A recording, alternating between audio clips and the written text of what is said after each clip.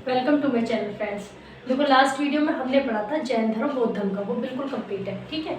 और अब हम पढ़ने वाले हैं मगध महाजनपद के बारे में। तो ये अब हम आगे ऐतिहासिक में। देखो पहले जो हिस्ट्री हमारी 3 पार्ट्स में डिवाइड है। प्रागैतिहासिक काल, प्रागैतिहासिक काल, दूसरा होता है आद्यैतिहासिक काल, आद्यैतिहासिक,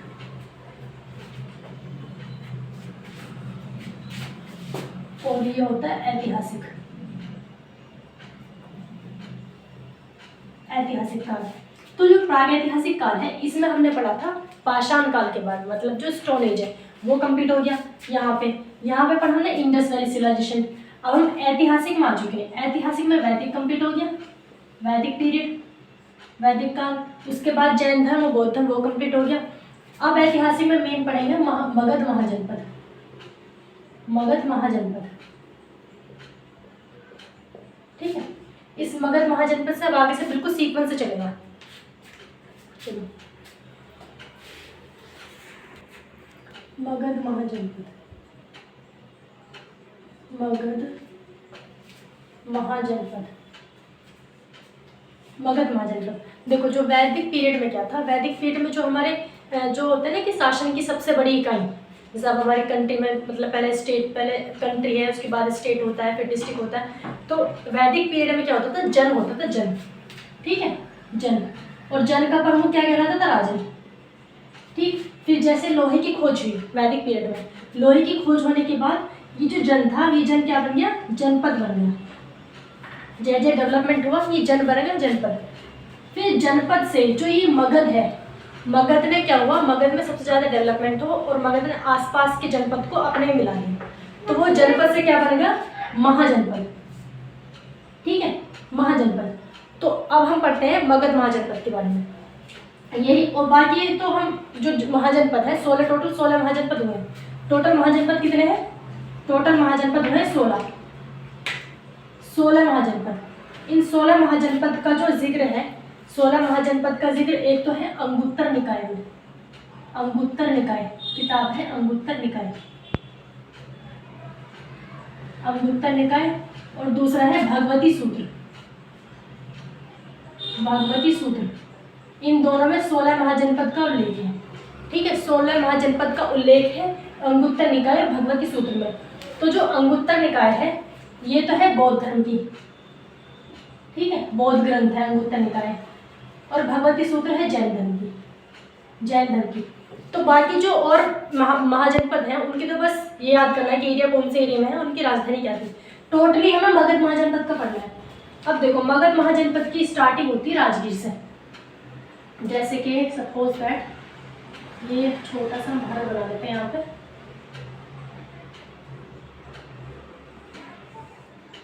मान लो कि ये हो गया इंडिया, ये हो गया भारत, ठीक है। अब भारत में जो मगध था, मगध की सिचुएशन, सॉरी मगध कहाँ था, ये यहाँ पे, ये है बिहार। तो बिहार में एक जगह थी राजगिर, है ना। तो राजगिर बिहार के इस एरिया में, जैसे यहाँ पे, ये क्या हो गया, ये हो गया मगध महाजनपद। तो मगध महाजनपद क्या था, ये गंगा नदी के, जो गंगा नदी है, गंगा नदी के साउथ में था, मतलब यहाँ से गंगा नदी जा रही है, गंगा नदी के साउथ में। और मगध के ऊपर क्या था, यहाँ पर था वैशाली, ये है वैशाली, ये है वैशाली, ठीक है। ये तो हो गई इसकी लोकेशन कि मगध महाजनपद कहाँ था, तो बिहार वाले एरिया में। अब इसमें हम जो कितने वंश आए हैं मगध महाजनपद पर, पहले हर्यक वंश ने शासन किया, फिर शिशुनाग वंश, नंद वंश। लेकिन उससे पहले सबसे पहले जो शासन किया था बृहद्रथ वंश ने, बृहद्रथ वंश, बृहद्रथ वंश, ठीक है, बृहद्रथ वंश। तो ये जो बृहद्रथ वंश है इसकी जानकारी हमें कोई भी ऐतिहासिक साक्ष्य नहीं मिलते, मतलब इसकी जानकारी पुराणों में, महाभारत में, इन सब में मिलती है। तो बृहद्रथ वंश का संस्थापक कौन हो जाएगा, बृहद्रथ, बृहद्रथ, ठीक है। बृहद्रथ के बेटे का नाम जरासंध,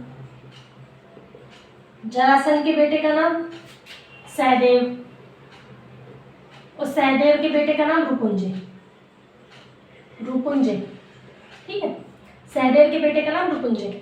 अब ये इनमें जो सबसे प्रतापी शासक था, इस सारे चारों शासक में सबसे प्रतापी शासक था जरासंध। ठीक है, जरासंध की लड़ाई किससे होती है? भीम से। जरासंध की लड़ाई भीम से। और इस युद्ध को बोला जाता है मल्ल युद्ध। मल्ल युद्ध।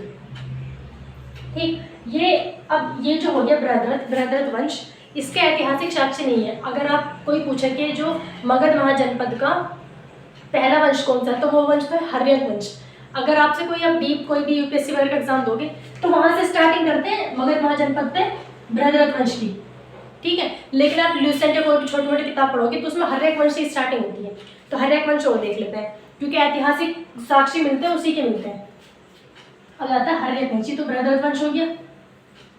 तो बृहद्रथ वंश जो था, इनका जिक्र सिर्फ पुराणों में, महाभारत में, मतलब पुरानी कथाओं में मिलता है। अब आता है हर्यक वंश। सबसे पहला जो है हर्यक वंश है। सबसे पहले मगध महाजनपद का शासन किया था हर्यक वंश ने। हर्यक वंश, ठीक है, हर्यक वंश। अब हर्यक वंश ने यहाँ पे शासन किया मगध महाजनपद पे, तो हर्यक वंश के कोई संस्थापक रहे होंगे। संस्थापक, पहले संस्थापक खरीद, संस्थापक, ठीक है, संस्थापक कौन थे? बिंबिसार। बिंबिसार। ये कहा जाता है कि जो बृहद्रथ वंश के आखिरी राजा कौन थे? रुकुंजय। पहले बृहद्रथ, फिर जरासंध, फिर सहदेव, फिर रुकुंजय। तो आखिरी राजा कौन थे? रुकुंजय। रुकुंजय की हत्या किसने की थी? बिंबिसार ने। तो बिंबिसार ने रुकुंजय की हत्या करने के बाद हर्यक वंश की स्थापना की, लेकिन इसकी कोई भी मतलब ऐसी ऐतिहासिक मान्यता नहीं है, कोई भी इसके एविडेंसेस नहीं मिले। तो बिंबिसार के लोग इसके संस्थापक होंगे। अब बिंबिसार कहाँ के थे? मगध महाजनपद की। तो इन्होंने अपनी राजधानी किसको बना? राजगीर को। राजगीर यहाँ थी गंगा नदी की साइड, मतलब मगध के अंदर ही, बिहार वाले एरिया में राजगीर। राजगीर इन्होंने क्या बना? राजगीर को राजधानी बनाया। राजगीर को राजधानी बनाया। अब क्वेश्चन आता है कि मगध महाजनपद की सबसे पहली राजधानी या फिर पौराणिक राजधानी कौन सी है? राजगीर। राजगीर को एक और नाम से जानते हैं, राजगिरी। ठीक है, बात एक ही, राजगिरी। क्योंकि राजधानी क्या होती है? सवाल हमारा पूरी कंट्री इंडिया, तो हमारी राजधानी क्या है? दिल्ली। तो हमारा जो राष्ट्रपति भवन है सब दिल्ली में है ना। उसी तरह से जैसे पूरा तो मगध महाजनपद था, लेकिन मगध महाजनपद की राजधानी क्या थी? राजगीर। तो मतलब कि राजगीर का मतलब जहाँ पे राजा रहता है, जैसे राष्ट्रपति भवन, राजा मतलब हमारे देश का राजा कौन है? फिलहाल राष्ट्रपति। तो राष्ट्रपति भवन कहाँ? दिल्ली में, कैपिटल के अंदर। ऐसे ही बिंबिसार राजा थे, इनकी जो राजधानी थी राजगीर। तो इस वजह से राजगीर में वो रहते थे, तो राजगीर को क्या बोला गया? राजगिरी बोला गया, मतलब राजा का घर, राजगिरी। तो हर्यक वंश की राजधानी राजगीर, और मगध महाजनपद की पौराणिक राजधानी या फिर पहली राजधानी भी क्या हो जाएगी? राजगिरी। एक ये क्वेश्चन। दूसरी बात, जो बिंबिसार थी और क्या काम किया इन्होंने अपने क्षेत्रफल का विस्तार दो तरीके से, मतलब युद्ध तो कोई खास हुआ नहीं, दो तरीके से किया। एक तो इन्होंने विवाह किया है ना, कई सारे विवाह किए, और मतलब होता है ना कि बिंबिसार ऐसे को देखता था कि जिसका भाई ना हो, जिस राजकुमारी को भाई ना हो, क्योंकि वो ये दहेज पूरा साम्राज्य मिल जाएगा। तो इन्होंने बिंबिसार ने जो अपना साम्राज्य विस्तार किया वो बहुत सारे विवाह करके, तो इन्होंने विवाह किए कई सारे, ठीक है। और बिंबिसार ने क्या किया? इन्होंने देखो, ये तो हो गया क्या कहते हैं बिहार से इधर हो जाएगा मध्य प्रदेश, यहाँ मान लिया मध्य प्रदेश है। मध्य प्रदेश में जगह थी अवंती, ठीक। अवंती के राजा थे, अवंती के राजा का नाम था चंद्रप्रद्योत, ठीक है, चंद्रप्रद्योत। एक बार क्या होता है, जो अवंती के राजा होते हैं चंद्रप्रद्योत, इनको लाइलाज बीमारी हो जाती है, जैसे कि अब इस टाइम पे एड्स ऐसा है ना, और उस टाइम पे जॉइंटिस, पीलिया या फिर चेचक वगैरह बहुत ज़्यादा मतलब लाइलाज बीमारी होती थी। तो इनको कोई ऐसी बीमारी हो गई। अब इन्होंने बहुत सारे वैद्य को अपने सबको दिखाया, लेकिन उन्होंने बोल दिया भैया अब तो तुम्हारा टिकट कटेगा, अब तो फाइनल है ही, मतलब जाना। तो इन्होंने क्या किया, बिंबिसार इनको पता चला कि फिर इन्होंने अपने राजवैद्य, मतलब जो इनके डॉक्टर थे, उनका नाम था जीवक क्या थे? वैद्य। जीवक को वैशाली से कहाँ भेज दिया? अवंती भेज दिया। और इन्होंने जाके चंद्रप्रद्योत की इन्होंने मतलब जो भी किया, इनको मेडिसिन वगैरह दी, तो ये ठीक हो गए। अब जब जो इंसान बिल्कुल मरने वाला हो और किसी से ठीक हो जाए, फिर इन्होंने क्या किया, इन्होंने अपना जो अवंती राज्य था बिंबिसार के अधीन कर दिया। मतलब अब क्या होता है अब जो वैशाली जो इतना था अब वो इतना हो गया, ठीक है, अब वो इतना हो गया। जो मगध महाजनपद इतना था वो अब इतना बड़ा हो गया। यहाँ तो वैशाली दूसरी तरफ, ठीक है, मगध जितना था अवंती भी उसमें शामिल हो गया। तो इन्होंने क्या किया, जीवक को भेज के अवंती को अपने उसमें मिला दिया, अपने साम्राज्य में।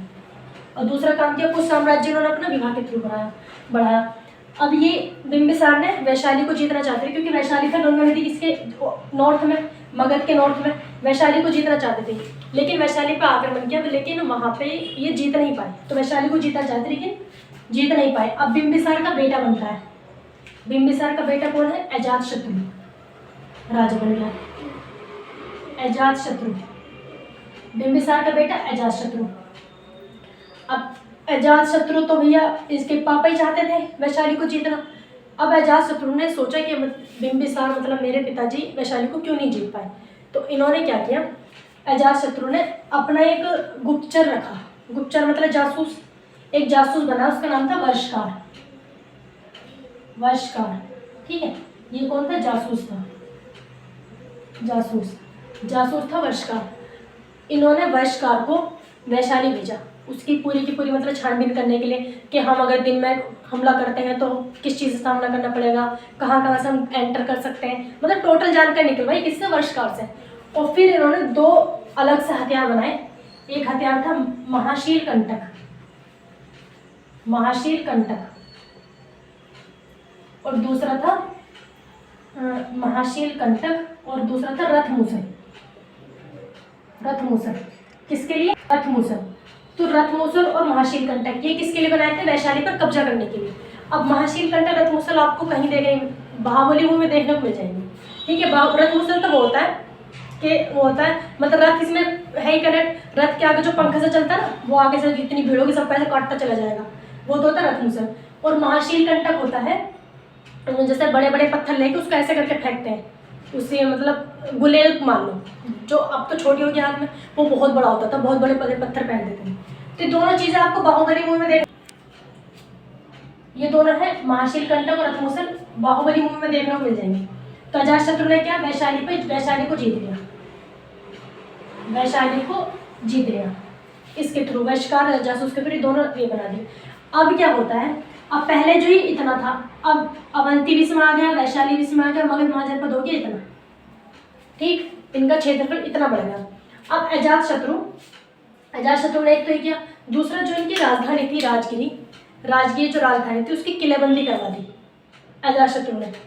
दूसरा काम क्या किया, राजगीर की किलाबंदी, भाई कैपिटल थी, रक्षा तो चाहिए थी ना, किलाबंदी करवा दी, राजगीर की किलाबंदी मतलब चारों तरफ जो बड़ी बड़ी से दीवार करवाते हैं प्रोटेक्शन के लिए, वो राजगीर की किलाबंदी कराई। और क्या किया अजातशत्रु ने, एक तो सबसे बड़ा मेन काम हर किसी को पता होगा, अपने बाप को मार दिया क्योंकि बहुत शादी शादी किया जा रहा था, राजा नहीं बनने दे रहा था। अब अजातशत्रु ने अपने पिता की हत्या कर दी, ठीक है, किसकी, बिंबिसार की हत्या कर दी अजातशत्रु ने। तो इस वजह से अजातशत्रु को क्या बोला जाता है, एक तो बोला जाता है पितृहंता, मतलब पितृहंता, पिता को मारने वाला पितृहंता, और दूसरा बोला जाता है कुणिक। ये दोनों नाम आ जाते हैं एग्जाम में कि पितृहंता के नाम से किस सम्राट को जाना जाता है, और कुणिक के नाम से। तो बिंबिसार की दो तीन बातें, एक तो संस्थापक पहला, और हर मगध महाजनपद का पहला ऐतिहासिक राजा बिंबिसार, हरेक वंश का संस्थापक, राजगीर को राजधानी बनाया, और क्या किया, बहुत सारे विवाह करके साम्राज्य विस्तार किया, अवंती पर कब्जा किया अपने वैद को भेजकर, और क्या किया, बस। उसके बाद अजातशत्रु ने अपने पिता की हत्या की, इसमें से पितृहंता बोलते हैं, कुणिक बोलते हैं। दूसरा उन्होंने वैशाली पर कब्जा कर लिया और राजगीर की किलाबंदी करा दी। इतना हो गया। अब आगे चलते हैं। अजातशत्रु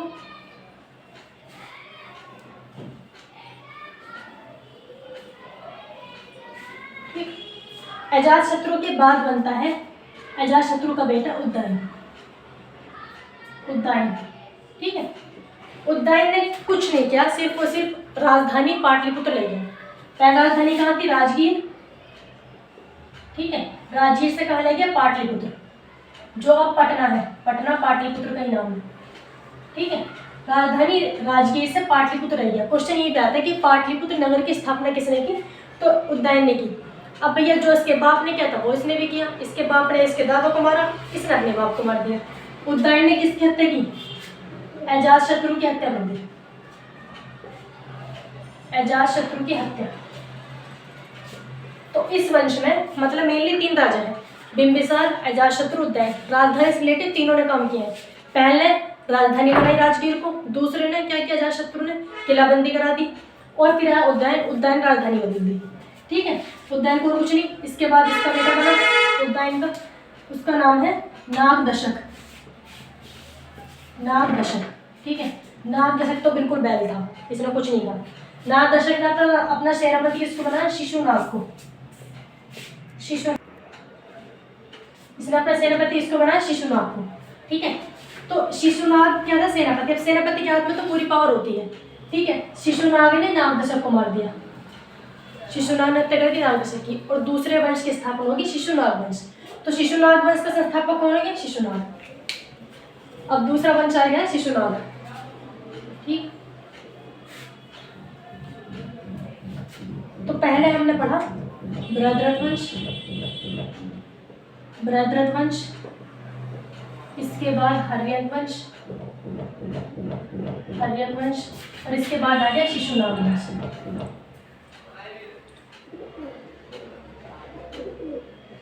शिशुनाग वंश, तो पढ़ेंगे शिशुनाग वंश, शिशुनाग वंश। ठीक है, इसके संस्थापक कौन, शिशुनाग। संस्थापक तो हो जाएगा, संस्थापक शिशुनाग, संस्थापक है शिशुनाग, संस्थापक शिशुनाग। शिशुनाग ने कुछ नहीं किया, बस संस्थापक शिशुनाग, इसने अपनी मतलब अपने वंश की स्थापना कर दी। और इसने एक काम और किया, पहले राजधानी कहाँ की थी, मतलब राजगीर की, राजगीर से कहाँ की राजधानी, पाटलिपुत्र आ गई। अब शिशुनाग ने देखा कि भैया अब तो हमारा क्षेत्र का बड़ा हो गया, वैशाली भी आ गया है। वैशाली क्योंकि पहली जीत लेते हैं किसने, अजातशत्रु ने। भाई राजे तो चेंज हुआ है, जगह तो वही है। जैसे मान लिया अब ये इतना था जब मगध महाजनपद इतना था, अगर राजा चेंज हो जाए तो इतनी एरिया का बनेगा। अब मगध महाजनपद इतना बड़ा हो गया है, तो उसमें राजा जो चेंज होगा वो भी फिर उसी एरिया का बनेगा। तो शिशुनाग के अंडर में था वैशाली। अब इसने क्या किया, वैशाली को राजधानी बना दिया। अब क्या होगी, राजधानी वैशाली। कहाँ से, पाटलिपुत्र से वैशाली होगी। पाटलिपुत्र उदयन ने बनाई, इन्होंने क्या बना दी, वैशाली को। ठीक है, पाटलिपुत्र होगी उदयन के टाइम पे बना दी वैशाली को। अब शिशुनाग के बाद अगला राजा कौन बनता है, शिशुनाग के बाद अगला राजा बनता है कालाशोक। कालाशोक, ठीक है, पहला राजा ये, दूसरा राजा ये, कालाशोक। मतलब इस वंश का सबसे जो ठीक ठाक कह सकते हैं, सबसे प्रतापी शासक कालाशोक ही था। कालाशोक के टाइम पे द्वितीय भोज संगीत हुई थी, सेकंड वाली। फर्स्ट वाली अजातशत्रु के टाइम पे, क्योंकि हम पहले पढ़ चुके हैं। ठीक, अजातशत्रु के टाइम पे पहली राजगीर में, और कालाशोक के टाइम पे दूसरी भोज संगीति। दूसरी भोज संगीति कहाँ हुई थी, वैशाली में। अब देखो, जब दूसरी भोज संगीति कहाँ हो रही है, वैशाली में हो रही है, वैशाली में। तो कालाशोक को लगा कि वैशाली एक थोड़ी सी ना धार्मिक जगह बन गई है, और राजधानी हमारी क्या होनी चाहिए, बिल्कुल सिक्योरिटी, मतलब बिल्कुल सिक्योर होनी चाहिए, जहाँ पे दूसरी चीज़ों का इंटरफेयर ना हो। तो इन्होंने वापस से राजधानी वैशाली से वापस किसको बना दिया, पाटलिपुत्र को। वापस से राजधानी पाटलिपुत्र को बना दिया। ये क्वेश्चन राजधानी से रिलेटेड अब तक हमने जितनी भी चेंजेस पढ़े हैं उसमें 2 क्वेश्चन मेन आते हैं। एक तो सबसे पौराणिक राजधानी मगध महाजनपद की, वो क्या है, राजगीर। और दूसरा वैशाली से पाटलिपुत्र राजधानी कौन लेकर गया, कौन लेकर गया, कालाशोक। ठीक, अब इसके बाद अगला शासक बनता है नंदीवर्मन। नंदीवर्मन, अगला शासक नंदीवर्मन। नंदीवर्मन ने भी कुछ खास काम नहीं किया। इन्होंने अपने सेनापति किसको बनाया, महापद्मानंद को। सेनापति किसको बनाया, महापद्मानंद। महापद्मानंद क्या था, ये सेनापति था, सेनापति था। महापद्मानंद ने नंदीवर्मन को मार दिया। और कौन सा वंश की स्थापना हो जाएगी, नंद वंश की। वंश कौन सा आ जाएगा, नंद वंश। अब तक हमने देखा कि मतलब जो भी राजा दूसरा वंश चेंज हो रहा है तो उसका सेनापति उसको मार देता है। ठीक है, आगे अभी तक मतलब आगे जितने दिन तक वंश पढ़ेंगे सब में ऐसे ही। ये हो गया। अब चलते हैं शिशुनाग वंश। शिशुनाग वंश के बाद कौन सा आ गया? नंदवंश। नंदवंश, ठीक है। अब नंदवंश का पढ़ रहे हैं, तो नंदवंश के संस्थापक कौन हो गए? महापद्मानंद। महापद्मानंद तो नंदीवर्मन को मारा। देखो यहाँ पे नाग ने नाग को मारा, मतलब नाग दशक ने शिशुनाग को मारा, यहाँ पे नंद ने नंद को मारा। उसमें कौन था? नंदीवर्मन। नंदीवर्मन को महापद्मानंद ने मारा। तो नंद नंद और नाग नाग ऐसे याद रखना, ठीक है। इसमें नंदवंश में पहला शासक कौन? महापद्मानंद। महापद्मानंद ये क्या थे? संस्थापक थे। महापद्मानंद संस्थापक। अब यहाँ पे राजधानी चेंज नहीं होगी, राजधानी तो पाटलिपुत्र चलती रहेगी। महापद्मानंद संस्थापक हो गए। महापद्मानंद जो थे ये शूद्र जाति से थे, जैसे हमने उसमें वैदिक में पढ़ा था ना, 4 तरह की जाति होती है, ब्राह्मण, क्षत्रिय, वैश्य, शूद्र। तो जो राजा महाराजा होते थे वो क्षत्रिय जाति के ज़्यादातर बनते थे, और ये कौन सी जाति के थे? शूद्र। ये थे शूद्र जाति से, ठीक है। महापद्मानंद थे शूद्र जाति से। तो इन्होंने क्या किया? अब ये क्षत्रिय लोगों से, राजपूत लोगों से बहुत चिढ़ते थे, शूद्र जाति के थे महापद्मानंद। तो इन्होंने राजपूतों की हत्या करके, ठीक है, क्योंकि उसको मारा वो भी राजपूत ही थे, राजपूत की हत्या करके इन्होंने सर्व छत्रांतर की उपाधि धारण की। किसकी? सर्व छत्रांतर। क्षत्रिय को मार के सर्व छत्रांतर।